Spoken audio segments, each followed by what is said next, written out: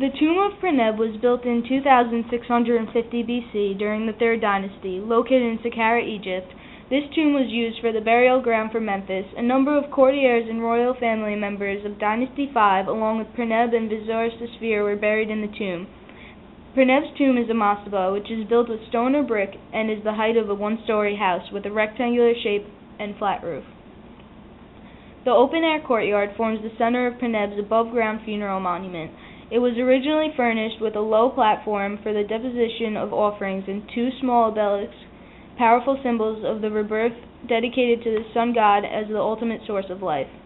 A central recessed doorway leads into the main offering chamber of the tomb, while the door on the left gives access to the secondary ritual chamber connected to the cellar, a closed room in which Perneb's statue stood.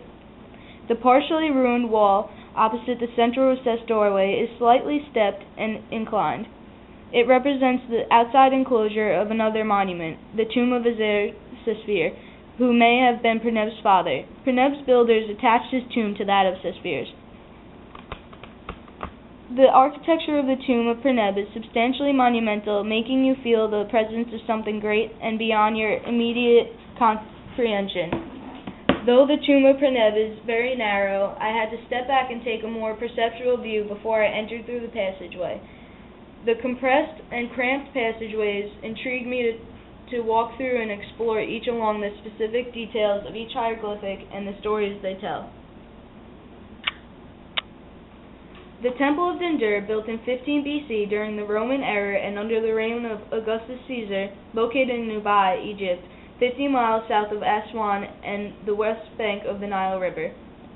The temple, built of sandstone, has a tall front entrance and a courtyard prior to the temple, all of which spanning a total of 82 feet. The temple's purpose was a place of worship and celebration. The design was based upon the understanding of the temple as the image of a natural world. The first room was an informational room with hieroglyphics depicting the pharaohs praying and offering to the gods. The middle room was used for ceremonies, and beyond that stood the sanctuary of the goddess Isis.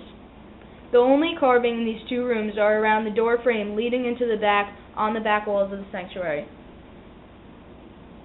Lining the temple base are carvings of papyrus and lotus plants that seem to grow from water, symbolized by figures of the Nile god Hapi. The two columns on the porch rise towards the sky like tall bundles of papyrus stalks with lotus blossoms bounding them. Above the gate and the temple entrance are images of the sun disk, flanked by the outspread wings of Horus, the sky god. The sky is also represented by the vulture's wings outspread that appear on the ceiling of the entrance porch. Compared to the tomb of Perneb and its narrow passageways, the Temple of Dendur has a more open space feeling, as if the entrance was more separate from the sanctuary. I did not feel as enclosed as I did in the tomb of Perneb. The intriguing part of the Temple of Dendur was I was able to stand back and see the whole exhibit, compelling me to walk close and see more of the specific details to each surrounding wall. I felt as if I was at the original site and was able to walk completely around the entire temple, admiring the tattered sandstone that tell a similar story to the hieroglyphics covering the walls.